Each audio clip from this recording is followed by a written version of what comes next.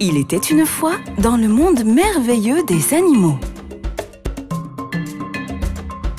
Découvrez les formidables aventures des animaux sympathiques de Ken Bébé.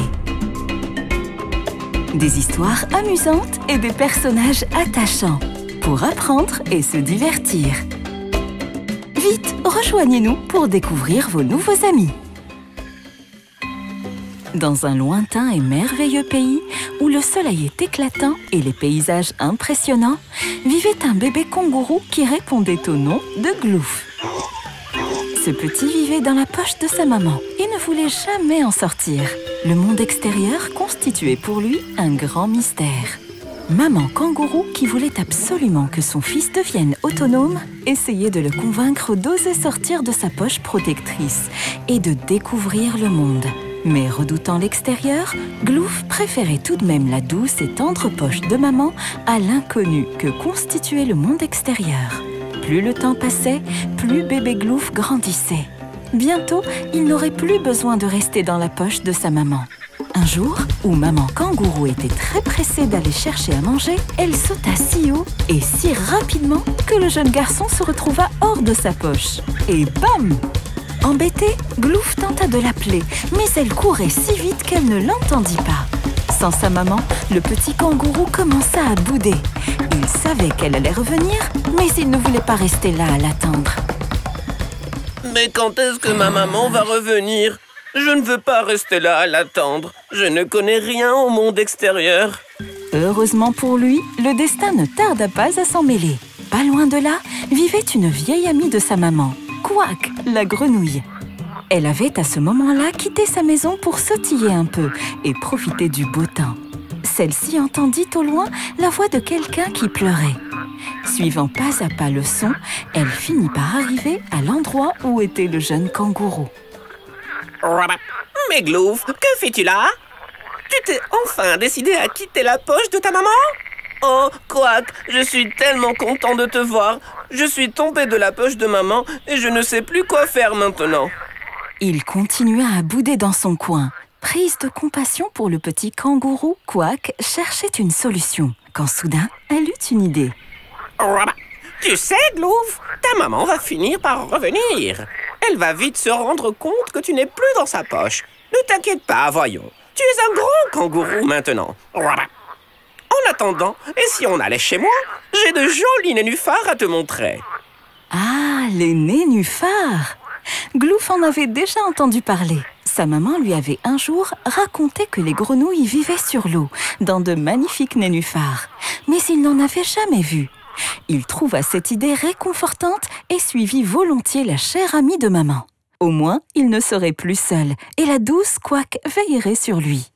L'un derrière l'autre, ils se dirigèrent vers la maison de la grenouille.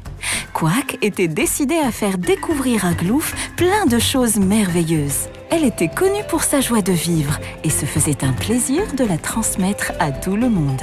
Rassuré d'être à ses côtés, Gloof commença à découvrir l'endroit dans lequel il se trouvait. Tout le chemin était bordé de coquelicots qui le fascinaient par le rouge de leurs pétales. Au loin, il voyait des champs tapissés de marguerites, aux pétales d'un blanc immaculé et au cœur jaune. Des papillons de toutes les couleurs volaient et venaient se poser sur les fleurs pour en absorber le nectar. Il y en avait des bleus, des jaunes, des blancs et d'autres qui avaient plusieurs couleurs sur leurs ailes. Devant eux, un amas de feuilles s'entassait sur le bord de la route. Quack, sans hésiter, partit en courant et se lança dans le tas en criant. Gloof hésita un moment, puis, encouragé par la grenouille, sauta lui aussi dans les feuilles en poussant un cri encore plus fort. Ce saut fit éclater de rire les deux amis.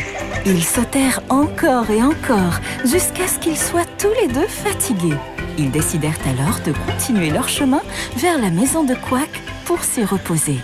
Lorsque Quack et Gloof arrivèrent à la maison, la grenouille lui proposa un bol d'herbes fraîches et de grains. Gloof s'était tellement dépensé qu'il avait très faim.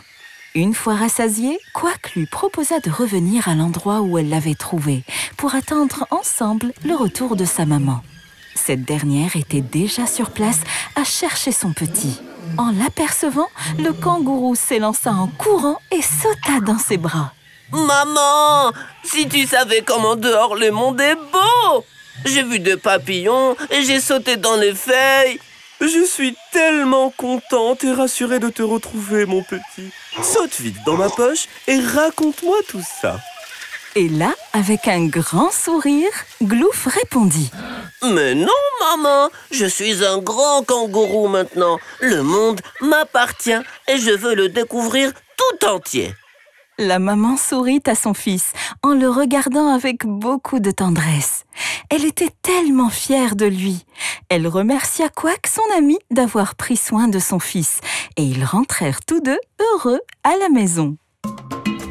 Toi qui écoutes cette histoire, sache que le monde est magnifique et qu'il y a tant à découvrir. Il suffit juste de le faire avec les personnes que l'on aime et à qui l'on fait confiance. Vous avez aimé les aventures des animaux sympathiques de Can Bébé? Retrouvez-nous très vite pour de nouvelles histoires, toujours aussi amusantes.